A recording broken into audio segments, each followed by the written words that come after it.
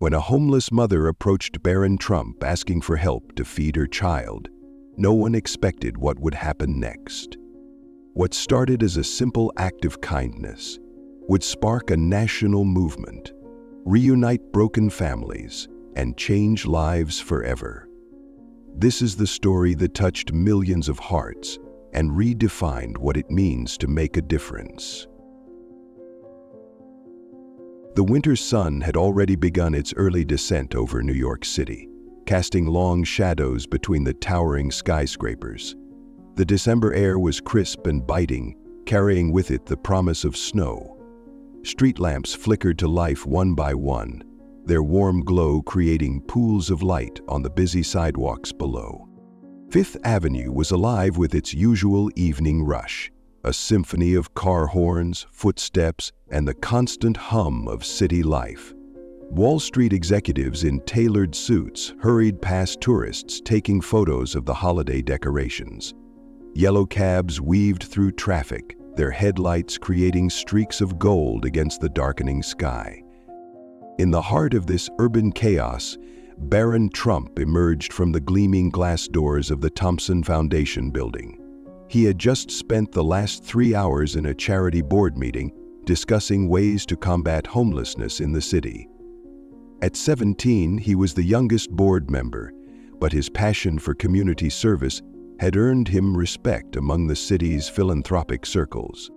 Adjusting his cashmere scarf against the cold, Barron paused on the steps, taking in the scene before him. The meeting had left him thoughtful, his mind still processing the statistics they'd reviewed. Thousands of New Yorkers without homes, families struggling to make ends meet, children going to bed hungry. Despite all the foundation's efforts, the numbers kept growing. He checked his phone briefly, noting several missed calls from his security team. They were probably wondering why he'd insisted on walking back instead of taking the car. But something about today felt different. Maybe it was the holiday season approaching, or perhaps the sobering reality of the meeting's discussions, but Barron felt an urge to experience the city as it really was, not through the tinted windows of a luxury vehicle. Little did he know, this simple decision to walk would lead to an encounter that would change not only his life, but the lives of others in ways he couldn't imagine. As Barron walked down the bustling street, his eyes caught sight of a woman huddled against a storefront. She stood beneath a flickering neon sign, her thin jacket offering little protection against the winter chill. In her arms, she cradled a small boy, no more than 4 years old, wrapped in what appeared to be several layers of worn clothing. Beside her feet sat a small cardboard sign, its edges curled from moisture. The handwriting was neat, despite the trembling hand that must have written it. "Please help. Need food for my son. God bless." The sign's simplicity spoke volumes about her desperation. No elaborate story, just a mother's plea to feed her child. The woman wasn't actively begging or approaching passers-by. Instead, she held her head down, as if the weight of her circumstances was too heavy to bear. Her fingers, red from the cold, gently stroked her son's back as he slept against her shoulder. Despite her situation, there was a dignity in her stance, a quiet determination that set her apart from others on the street. Every few minutes, she would adjust her grip on her son, shifting her weight from one foot to the other. The constant movement betrayed her exhaustion, yet she remained standing, perhaps too proud to sit on the cold pavement, or perhaps afraid that doing so would make her invisible to those passing by. In the harsh glow of the streetlights, the woman's eyes told a story far beyond words. They were tired, rimmed with dark circles that spoke of sleepless nights, yet there was an unmistakable spark of dignity in them. When she briefly looked up at passing strangers, her gaze wasn't pleading or desperate. It held a quiet strength, the resilience of someone who had known better days and believed they would come again.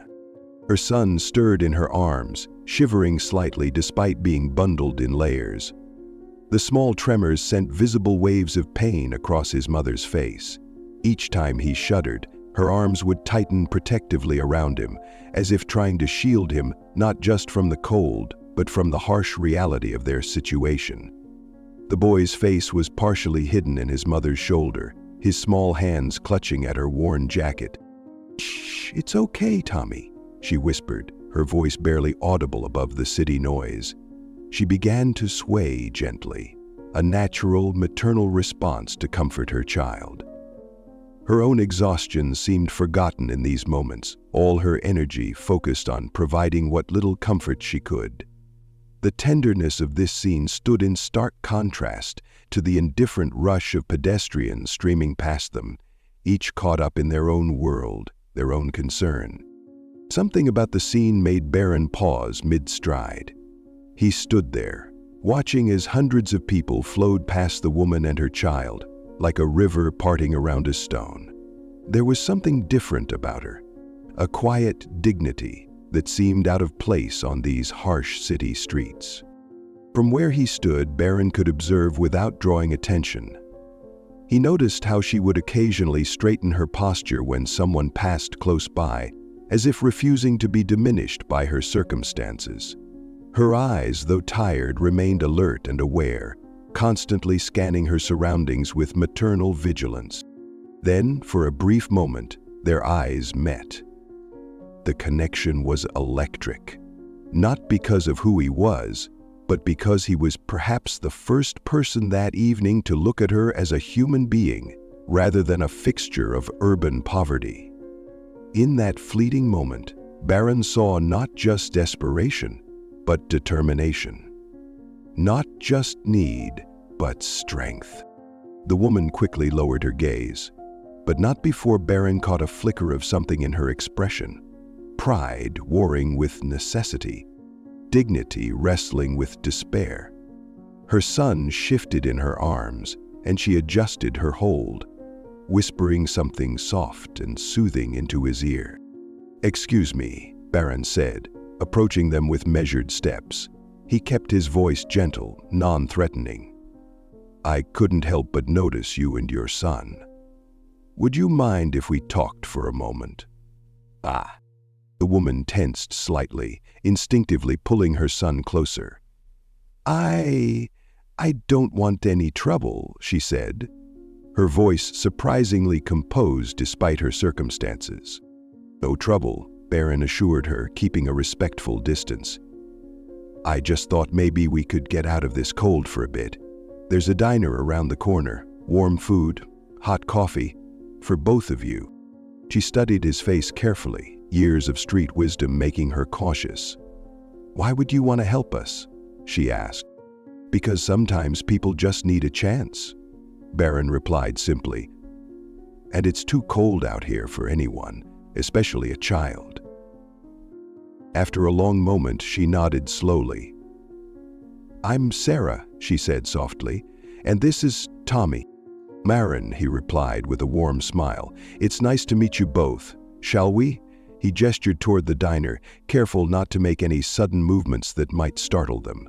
Marin smiled too. "There's a nice diner just around the corner." Barron gestured to a small restaurant with warm yellow lights glowing through its windows. "They make great soup and hot chocolate. Would you join me?" The woman hesitated, but her son's small shiver made the decision for her. She nodded slowly, and Barron led the way, careful to walk slightly ahead to give them space. The warmth of the diner enveloped them as they stepped inside. The smell of fresh bread and hot soup filled the air. A few customers looked up briefly, then returned to their meals. The hostess smiled warmly, leading them to a quiet booth in the corner. "Order whatever you'd like," Barron said gently, handing her a menu. The woman's hands trembled slightly as she took it.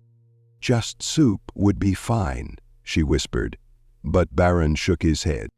"The grilled cheese here is amazing," he said to the boy, who was now sitting up straighter, his eyes wide at the sight of the plates passing by. "And their chicken noodle soup is the best in town." When the food arrived, steam rising from the bowls of soup, the woman's eyes filled with tears. She helped her son with his grilled cheese, watching as he took his first bite. His face lit up with joy, the first real smile she'd seen from him in days. "Thank you," she said softly, spooning up her own soup with careful dignity. It's been a while since." Her voice trailed off, but Barron understood. They ate in comfortable silence, the warmth of the food bringing color back to their cheeks. The boy finished every crumb of his sandwich and most of his soup, while his mother savored each spoonful as if memorizing the taste of a proper hot meal. As they finished their meal, the tension in the woman's shoulders began to ease. Barron waited patiently, stirring his coffee, creating a space for her to speak if she wanted to. "I'm Sarah," she finally said, her voice steadier now. "And this is Tommy." The boy looked up at the mention of his name, then returned to drawing on the paper placemat with crayons the waitress had brought. Sarah paused, taking a deep breath. "We weren't always like this. Tom, my husband, he was a construction worker. We had a small apartment in Queens, nothing fancy, but it was home." Her fingers traced the rim of her coffee cup as she spoke. "6 months ago, there was an accident at the site. Tom," her voice cracked slightly, "he didn't make it." She quickly wiped her eyes with her napkin, trying to stay composed. Tommy looked up at his mother, reaching for her hand. "Doctor, fast forward 30 seconds and—" "The insurance company," Sarah continued, squeezing her son's small hand. "They found a loophole. Said his policy didn't cover that type of accident. The medical bills came first, then the funeral costs. We managed for a while on our savings, but—" She shook her head, the memory still fresh. "I tried to find work, but without recent experience," she gestured helplessly. "I used to be a receptionist before Tommy was born, but now everywhere wants computer skills I don't have or experience with systems I've never used, and childcare costs." Her voice trailed off. The landlord was patient at first, but eventually, Sarah straightened her back, trying to maintain her dignity. "We've been staying at shelters when we can get in. Some nights are harder than others." Tommy leaned against his mother, his eyes growing heavy with the warmth and full stomach. Sarah ran her fingers through his hair, her love for him evident in every gentle touch. "Oh, brave," she whispered, more to herself than to Barron. "Never complains, even when I know he's hungry or cold. Just like his father. Always trying to be strong." Barron listened intently to Sarah's story, each word painting a clearer picture of how quickly life could change. He watched as Tommy dozed against his mother's shoulder, the child's face peaceful for the first time since they'd met. In his mind, pieces of a plan began to take shape. "Sarah," he said softly, careful not to wake Tommy, "I know this might sound strange coming from a stranger, but I want to help." He reached into his coat pocket and pulled out his phone. "There's a decent hotel just a few blocks from here. Clean, safe, and they accept long-term stays." Sarah started to shake her head, but Barron continued gently. "Just listen for a moment. You both need a warm, safe place to rest. Somewhere Tommy can sleep properly and you can gather your thoughts. Think of it as a stepping stone, not a handout." He could see the internal struggle in her eyes, pride wrestling with desperation, dignity with necessity. "I can't possibly," she began, but her voice faltered as Tommy shivered slightly in his sleep. "I'm weak," Barron said firmly but kindly. "Give yourself 1 week of not having to worry about where you'll sleep. Use that time to think clearly, make some calls, look for work. Sometimes all we need is a moment to catch our breath." Sarah looked at her sleeping son, then back at Barron. A tear rolled down her cheek, but she quickly wiped it away. "Why would you do this for us?" Barron asked. "Because someone once told me that privilege isn't just about what you have, it's about what you do with it," he replied simply. "Let me make a few calls and arrange everything." As they waited for the hotel confirmation, Barron noticed Tommy's flushed cheeks, and the way the boy kept shifting uncomfortably in his sleep. He gently pressed the back of his hand to the child's forehead. "He's running a fever," he said quietly to Sarah. "There's a pharmacy just next door. Let me get him some children's medicine before we head to the hotel." Sarah started to protest, but Barron was already signaling the waitress for the check. "You're tired, and Tommy needs medicine. Let's handle one thing at a time." At the pharmacy, Barron filled a basket with essentials: children's fever reducer, cough syrup, a thermometer, and some basic first aid supplies. He added toothbrushes, soap, shampoo, and other necessities, watching as Sarah's eyes followed his movements, her expression a mix of gratitude and embarrassment. "Tommy also needs some warm clothes," he said gently, noticing how thin the boy's jacket was. "There's a department store still open across the street. We should get a few things before heading to the hotel." An hour later, they stood in a warm hotel room, surrounded by bags containing new clothes, blankets, and basic supplies. Tommy was tucked into a clean bed, his fever reduced by the medicine, sleeping peacefully for the first time in days. "Tomorrow," Barron said, keeping his voice low, "I'd like to meet with you to discuss some longer-term solutions. I have connections with several job training programs and housing assistance organizations." He pulled out a business card and wrote his personal number on the back. "This is too much," Sarah whispered, overwhelmed by the events of the evening. "This is just the beginning," Barron replied warmly. "Get some rest tonight. Tomorrow at 10, we can meet in the hotel cafe and talk about next steps. There's a daycare center connected to the hotel. They can look after Tommy while we talk."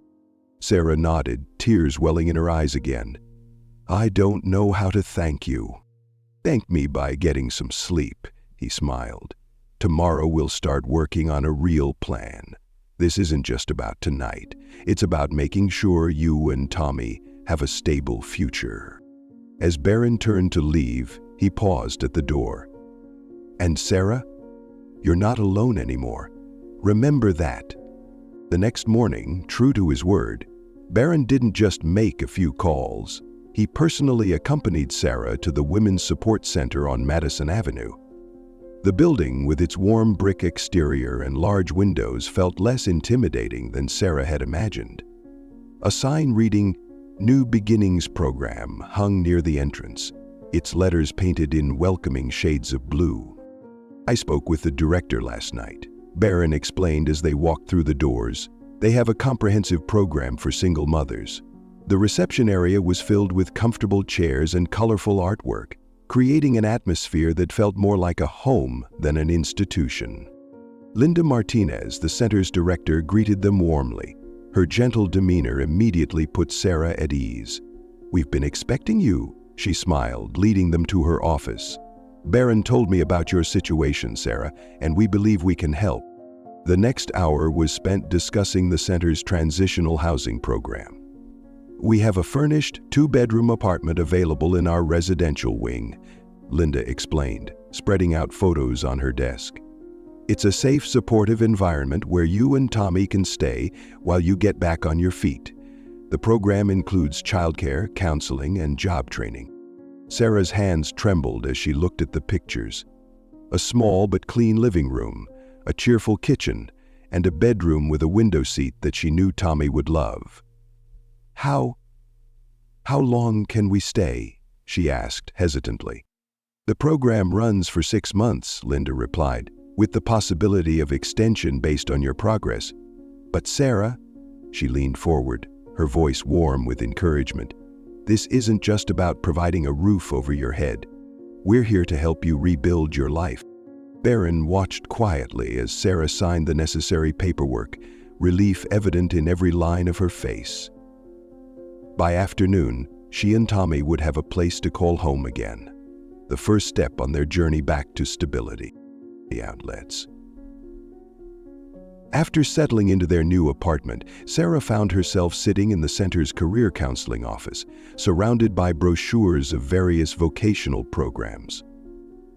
Ms. Chen, the career advisor, spread out several course catalogs on her desk, each representing different paths forward. Based on our assessment of your interests and previous experience, Ms. Chen explained, pointing to different options, we have several programs that might suit you. There's medical billing, administrative assistance, and... She paused, noting Sarah's eyes lingering on a particular brochure. Culinary Arts and Food Service Management. Sarah picked up the culinary program brochure, her fingers tracing the images of professional kitchens and smiling chefs. Tom always said I should have opened a restaurant, she said softly, a faint smile crossing her face. I used to cater small events from our home. Before...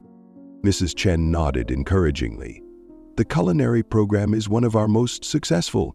It's a 12-week intensive course at the Downtown Culinary Institute. They have an excellent job placement rate, and many graduates go on to work in some of the city's top restaurants or start their own catering businesses. The schedule would work perfectly with Tommy's daycare hours, Ms. Chen continued, pulling out a detailed course outline. You'd learn everything from basic knife skills to menu planning and kitchen management. Plus, they offer additional certifications in food safety and business operations. Sarah's eyes lit up for the first time in months as she reviewed the curriculum. She could already imagine herself in a professional kitchen, creating dishes that would make people smile the way Tommy had smiled over that grilled cheese sandwich at the diner. It felt right. A way to turn her love of cooking into a sustainable future for her family. I want to do this, she said firmly, her voice stronger than it had been in weeks. I want to learn everything I can about food service and management. Ms. Chan beamed, already reaching for the enrollment forms, while Sarah felt a spark of excitement she hadn't experienced since before Tom's accident. This wasn't just a course. It was the beginning of a new chapter. The center's childcare facility turned out to be a blessing Sarah hadn't dared hope for. Located just down the hall from their apartment, Little Star's daycare was bright and welcoming, with experienced staff who immediately took to Tommy's shy but sweet nature. We're open from 7 a.m. to 6 p.m., explained Ms. Rodriguez, the head caregiver, as she showed Sarah around. That gives you plenty of time for your culinary classes and even some study hours. She led them to a cozy corner filled with books and soft cushions. This will be Tommy's cubby space, she smiled, pointing to a small compartment labeled with a star. Tommy, who had been clinging to Sarah's hand, perked up at the sight of other children playing with colorful blocks nearby. Ms. Rodriguez noticed his interest. Would you like to build something with them, Tommy? She asked gently. After a reassuring nod from his mother, Tommy cautiously joined the other children, who welcomed him with easy friendship. With childcare arranged, Sarah focused on finalizing her enrollment at the Culinary Institute. The admissions office worked efficiently, processing her paperwork with understanding and support. Your classes start next Monday, the administrator confirmed, handing her a detailed schedule. The center has already arranged for your supplies through their education fund. Later that afternoon, Sarah found herself staring at a professional knife set, pristine white chef's coats and textbooks laid out on her small dining table. Each item had been carefully selected as part of the program's starter kit.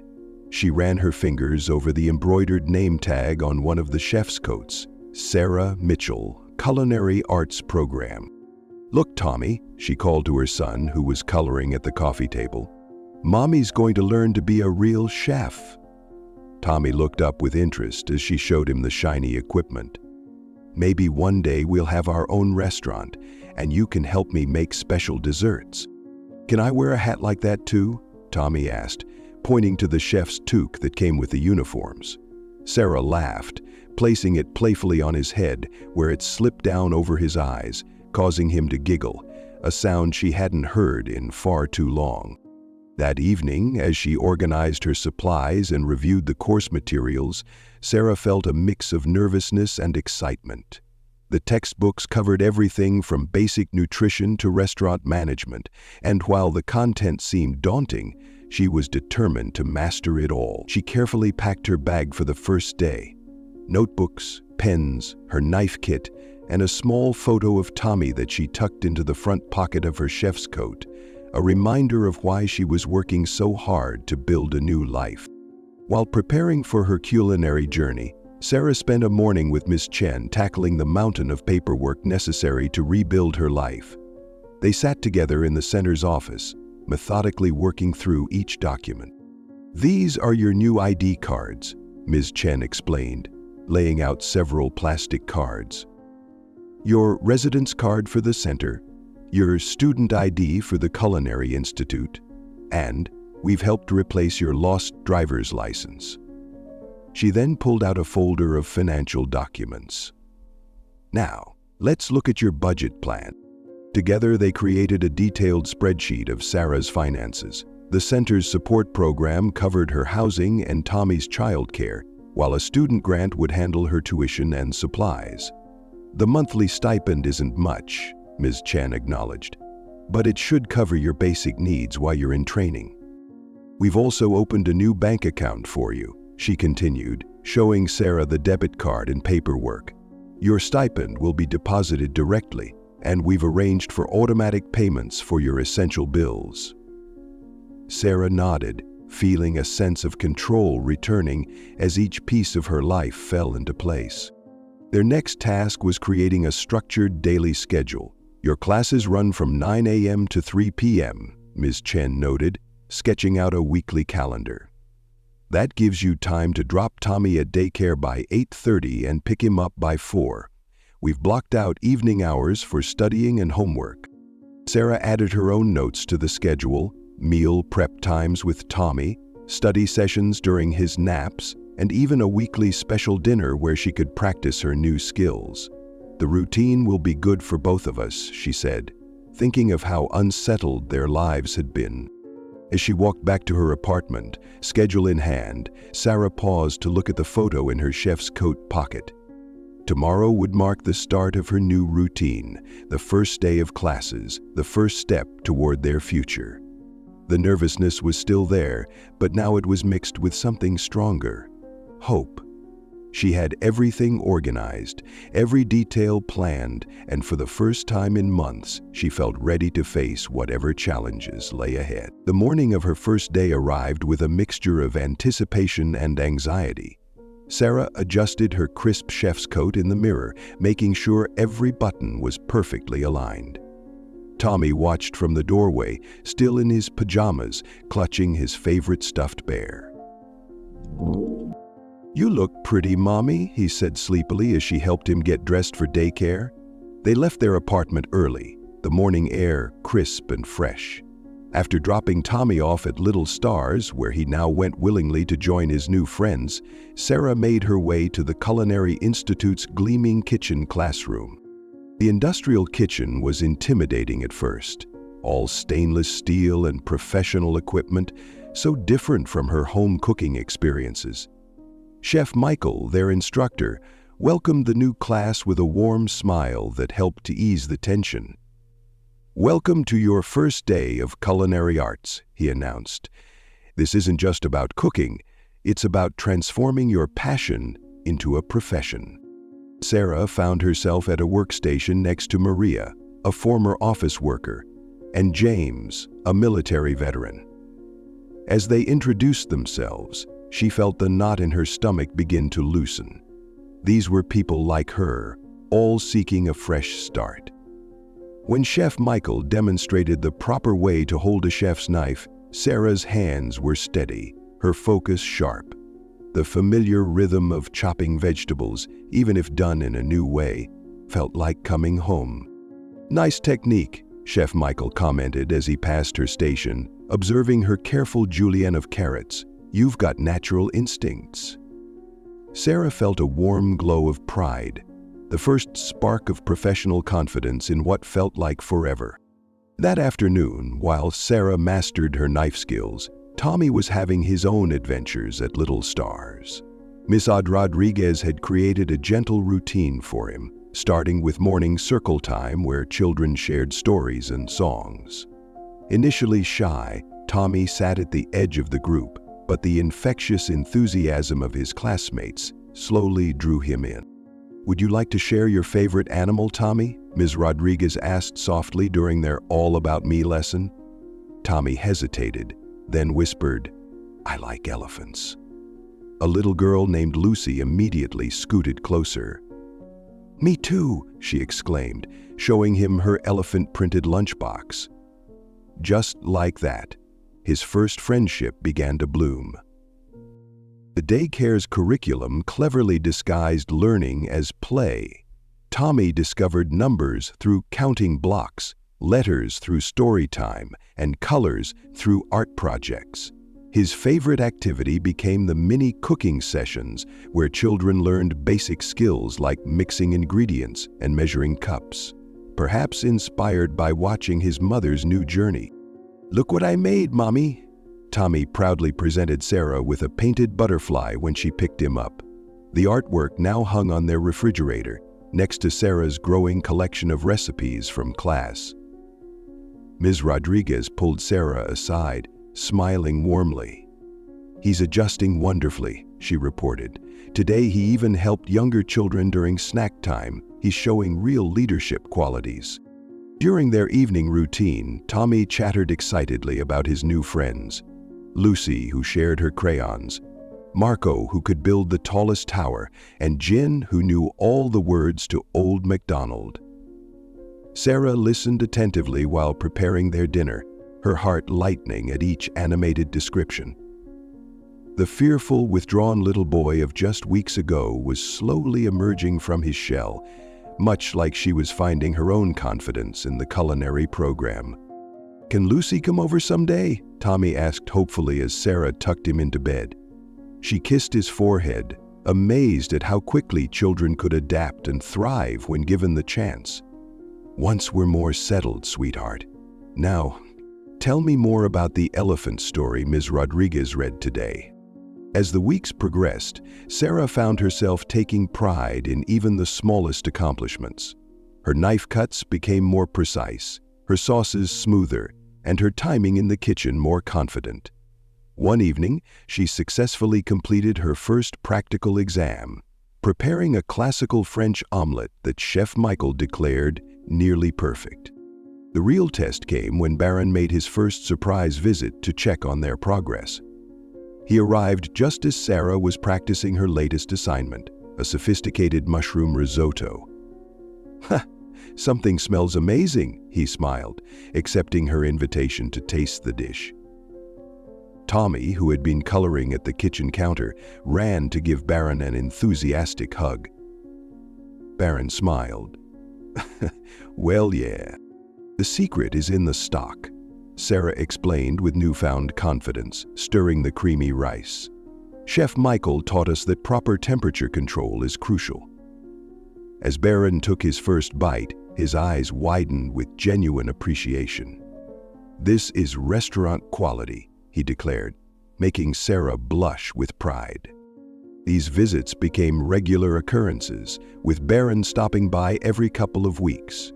Sometimes he brought new cooking equipment or books for Sarah, other times toys or educational games for Tommy. But more valuable than the gifts was his consistent encouragement and genuine interest in their progress. He'd sit at their small kitchen table, listening to Tommy's stories about daycare adventures or Sarah's latest culinary achievements, his presence a reminder that they weren't alone on their journey to rebuilding their lives. These regular visits from Barron served as milestones marking Sarah's steady progress. Each time he came, there was something new to celebrate.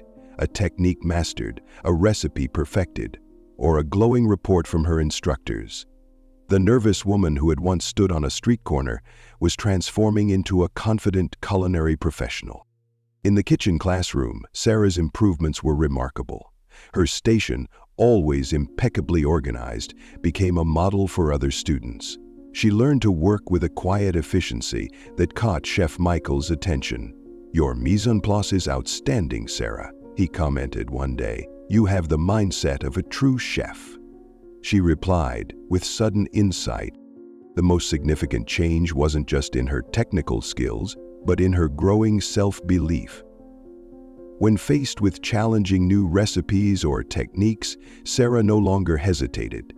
Instead, she approached each task with determination, breaking down complex procedures into manageable steps, a method she'd learned from both cooking and life itself. "I never thought I could do this," she confided to Maria during their lunch break after they'd successfully completed a complex French sauce demonstration. "But now, I actually look forward to learning new things." Her classmate nodded in understanding, both of them watching their sauces cool to the perfect consistency. Tommy noticed the change in his mother, too. He would sit at their kitchen counter in the evenings, doing his own homework, usually coloring or simple counting exercises, while Sarah practiced her recipes. "Mommy, are you happy?" he asked one evening, looking up from his drawing of their family. Sarah paused in her chopping, realizing that yes, she was indeed happy. The kitchen had become more than just a place to cook. It was where she rediscovered herself. The joy of learning extended beyond just cooking techniques.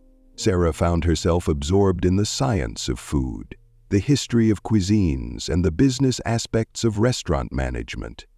Each new topic opened up possibilities she had never considered before. Her notebook filled with not just recipes, but ideas for future menus, cost calculations, and even rough sketches for her own cafe someday. While sketching her cafe dreams one evening, Sarah's eyes fell on an old family photo she'd kept in her notebook, her parents at their 40th anniversary celebration, before everything fell apart. With her growing confidence came the courage to face what she'd been avoiding, reconnecting with her family. "You should call them," Barron had gently suggested during his last visit. "They might surprise you." After a sleepless night of contemplation, Sarah finally picked up the phone. Her hands trembled as she dialed the familiar number, one she hadn't called in over a year. The phone rang 3 times before her mother's voice, aged but unmistakable, answered. "Hello?" For a moment, Sarah couldn't speak, tears welling in her eyes. "Mom?" she finally managed, her voice barely a whisper. "It's Sarah." Lacey whispered the name. The silence that followed felt eternal. Then came the sound of muffled sobbing. "Sarah? Oh, Sarah, sweetheart. Is it really you?" Her mother's voice cracked with emotion. "We've been so worried. We tried to find you after Tom. But you were just gone." Words tumbled out as Sarah explained everything: Tom's accident, losing their home, her recent struggles, and finally the help she'd received and her new path in culinary school. Her mother listened, occasionally interrupted by tears and gentle questions. The sun rose, they went to breakfast, and while Sarah had satisfied him, "Why didn't you come to us?" her mother asked softly, not in accusation, but with deep concern. "We're your family, sweetheart." Sarah explained her shame, her fear of judgment, her desire to handle things alone. "Oh, my stubborn girl," her mother sighed. "Just like your father. But you're not alone anymore." By the time she hung up, plans were made for her parents to visit the following weekend. They wanted to see Tommy, to see her new life, to be part of their journey again. That night, as Sarah tucked Tommy into bed, she told him, "Guess what, sweetie? Grandma and Grandpa are coming to visit." His eyes lit up with excitement, remembering the grandparents he hadn't seen in so long. With the family cookbook proudly displayed in her kitchen, Sarah approached her final examinations with renewed confidence. The culminating test of the culinary program required each student to create a complete 3-course meal within 3 hours. Sarah chose to blend classical French techniques with her grandmother's heartwarming recipes. On examination day, her hands moved with practiced precision as she prepared a delicate butternut squash soup, followed by a herb-crusted rack of lamb with roasted vegetables, and finally, a perfect chocolate soufflé, a dish that had once seemed impossibly difficult. Chef Michael circled the kitchen, observing each student's technique and timing. When he reached Sarah's station, he paused, watching her expertly plate the soufflé. "Exceptional work, Sarah," he nodded approvingly. "Your timing is impeccable."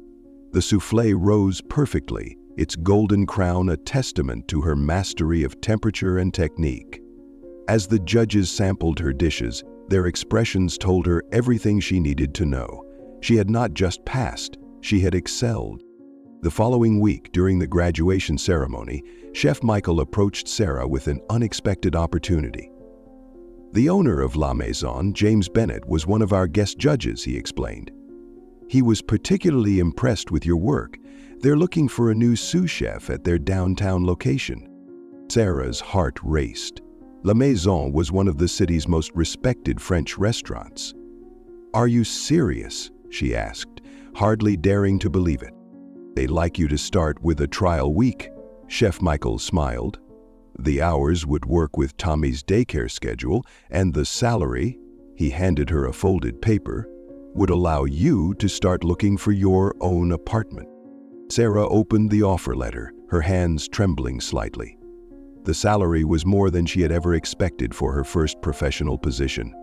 As she looked up at Chef Michael, tears of joy welling in her eyes, she saw Barron standing in the doorway, grinning proudly.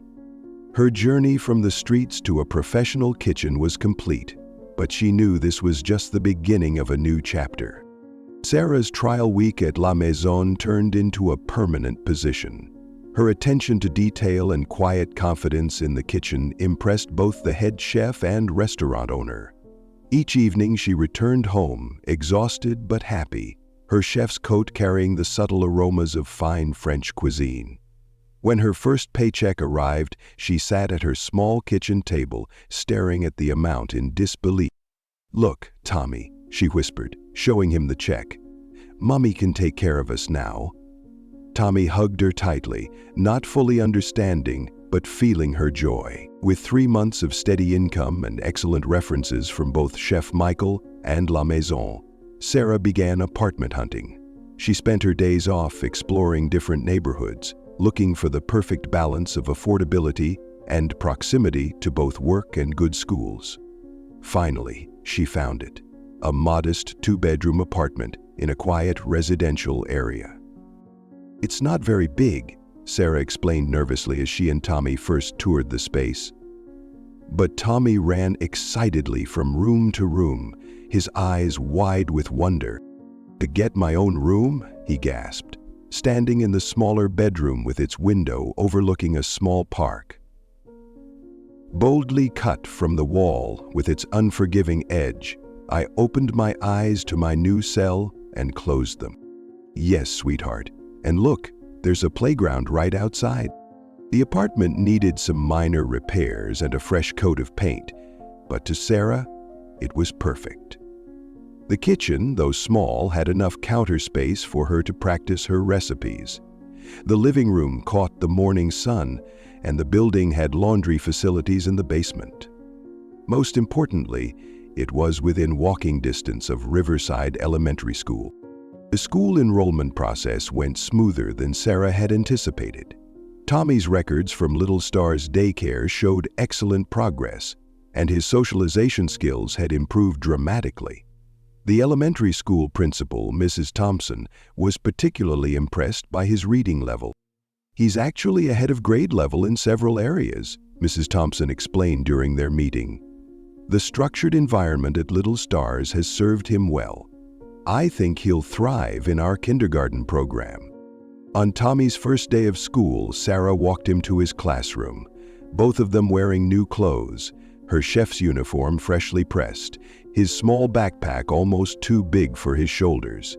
As he joined his classmates, some of whom he knew from the playground near their new apartment, Sarah felt a profound sense of accomplishment. They had moved from surviving to stability. to a pursuit.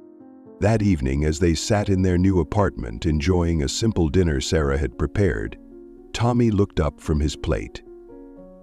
"I like our new home, Mommy," he said softly, "and I made 2 new friends today." Sarah reached across the table to squeeze his hand, her heart full.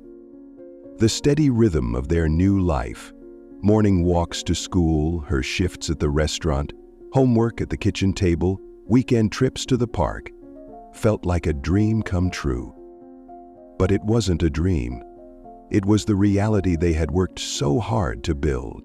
The new routine firmly established, Sarah began to focus on their financial future.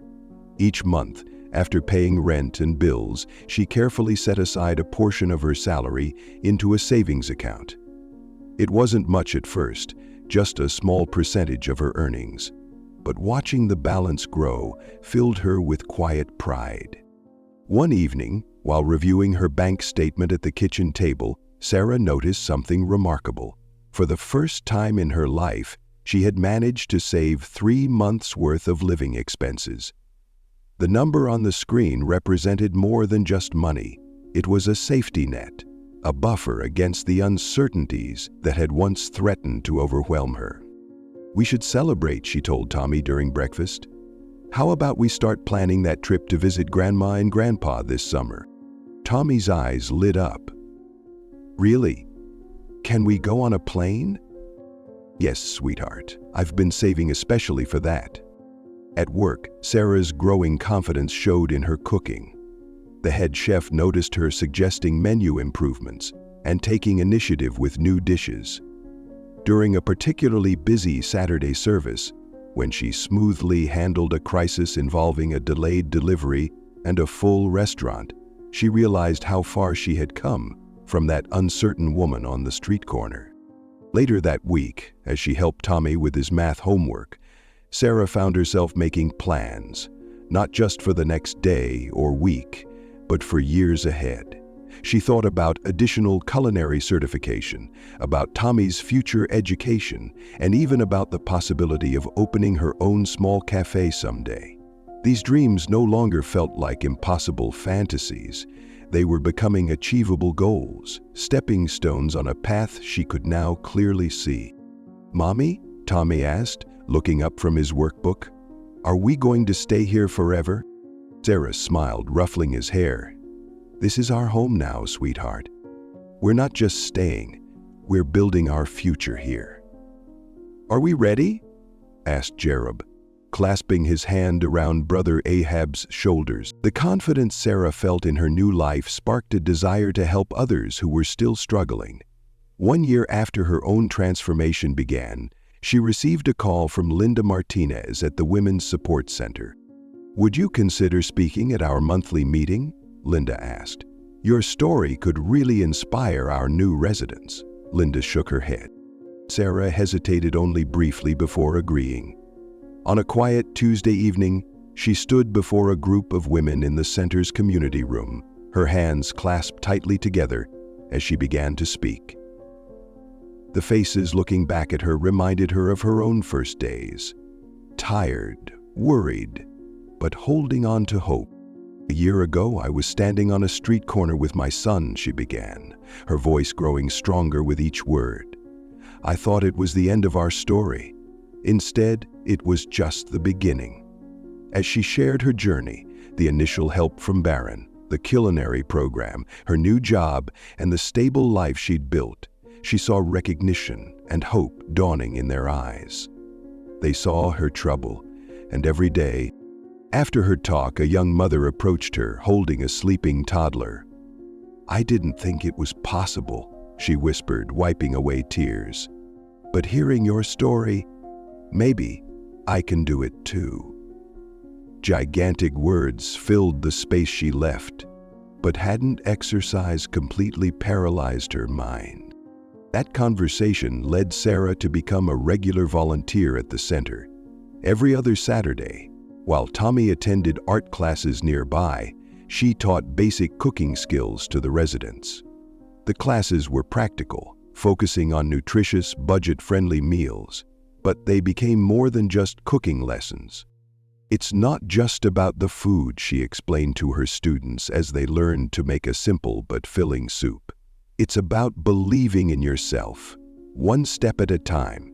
If you can master this recipe, you can master other challenges too." Soon, Sarah was also mentoring new residents one-on-one, sharing practical advice about job hunting, budgeting, and rebuilding confidence. She worked with the center to create a small cookbook of affordable, healthy recipes, complete with shopping lists and money-saving tips. "You're making a real difference," Linda told her one evening, watching as Sarah helped a group of women plan their weekly meal budgets. "You're not just teaching them to cook, you're showing them it's possible to start over." Sarah looked around the room at the women working together, sharing stories and encouragement over chopping boards and simmering pots. She remembered her own journey and how a single act of kindness had changed everything. "Sometimes," she replied softly, "all we need is someone to believe in us until we can believe in ourselves." "What about the doctors?" George asked, eyeing them all as they worked. "How did they get so far away?" Sarah looked around the room at the women, who began to shake their heads and laugh. Sarah's commitment to helping others grew stronger with each passing month. After receiving her first year-end bonus from La Maison, she made a decision that surprised even herself. She set up a small scholarship fund at the Women's Support Center. "It's not much," she explained to Linda, writing out the check, "but it could help someone cover the costs of uniforms or supplies for job training." She remembered her own early days, when even the smallest expenses seemed insurmountable. The scholarship fund started modestly, but it inspired others. When James Bennett, the owner of La Maison, heard about Sarah's initiative, he matched her contribution. "Good people deserve good chances," he said simply, adding that he'd also consider hiring more graduates from the center's culinary program. As her reputation in the culinary world grew, Sarah found herself in a position to mentor new students at the Downtown Culinary Institute. She took particular interest in those who came from the Women's Support Center, understanding their unique challenges and fears. "I was terrified my first day in the kitchen," she told Maria, a single mother of two who doubted her abilities. "But you know what? That fear means you care about doing well. Let's turn it into motivation." Under Sarah's guidance, Maria went from struggling with basic knife skills to mastering complex sauces. Sarah's influence at La Maison also opened doors for others. When the restaurant needed additional prep cooks and kitchen staff, she advocated for giving chances to program graduates. "They're not just skilled," she explained to the head chef during a staff meeting. "They're determined to succeed. Sometimes that matters more than experience." Her judgment proved right. 3 of her recommended hires became valuable team members, their dedication matching their gratitude for the opportunity. One particularly promising cook, Jessica, reminded Sarah of herself a year ago. Talented, hard-working, and desperate for a chance to prove herself. "I don't know how to thank you," Jessica said after her first successful week in the kitchen. Sarah smiled, remembering her own journey. "Thank me by being excellent at your job," she replied. "And someday, when you're in a position to help someone else, do it. That's how we create real change." Through her network of contacts in various restaurants, Sarah began building a small but effective employment pipeline. She knew which kitchens needed staff, what skills they required, and most importantly, which chefs would be understanding of employees juggling work with single parenthood. Sarah's efforts to create job opportunities caught the attention of a local newspaper reporter who was writing a series about community changemakers. The reporter spent a day shadowing Sarah, observing her morning routine with Tommy, her work at La Maison, and her volunteer sessions at the Women's Support Center. From Homeless to Hope, one woman's mission to transform lives, ran as a front-page feature in the Sunday edition. The article detailed Sarah's journey and how she was using her success to lift others up. It included photos of her teaching cooking classes at the center and working in La Maison's kitchen. "The real story isn't about me," Sarah insisted during the interview. "It's about what's possible when people believe in each other." The article went viral online, touching hearts across the city. Local news stations picked up the story, leading to television interviews where Sarah spoke passionately about the importance of second chances. Her quiet dignity and genuine desire to help others resonated with viewers. "My phone hasn't stopped ringing," Linda told her excitedly. "We've received more donations and volunteer applications in the past week than in the last 6 months combined." The increased attention led to something even more significant: a network of support that extended beyond the culinary world. Business owners reached out, offering job opportunities in various fields. A local community college proposed partnering with the center to provide vocational training. Real estate agents offered reduced-rate housing for program participants. Sarah found herself at the center of this growing web of support, connecting people who needed help with those who could provide it. She organized monthly networking events where successful program graduates could meet with newcomers, sharing experiences and advice. "We're building more than just a support system," she explained during one of these gatherings. "We're creating a community where everyone has the chance to succeed and then help others do the same." The network grew organically, with each success story adding another link to the chain of support. Former program participants who found stability began volunteering, creating a powerful cycle of giving back. What had started as one woman's journey to rebuild her life had evolved into a movement of mutual support and empowerment. "You've started something remarkable," Barron told her during one of his visits to the center. "You've shown that when we help one person, we can end up helping an entire community." Sarah watched as women who had once been strangers now worked together, supporting each other through challenges and celebrating victories both big and small. "We're all connected," she replied softly. "Sometimes we just need someone to remind us of that." The ripple effect of Sarah's story continued to spread beyond New York City. Social media channels shared her journey, inspiring similar initiatives in other cities. But for Sarah, the most powerful moments remained the quiet ones, like watching a nervous newcomer master their first recipe, or seeing a former student receive their first paycheck. Grateful. One evening, as she helped Tommy with his homework in their cozy apartment, he asked, "Mom, why do you help so many people?" Sarah thought about Barron's kindness that cold night on the street, about Linda's belief in her potential, about Chef Michael's patient guidance.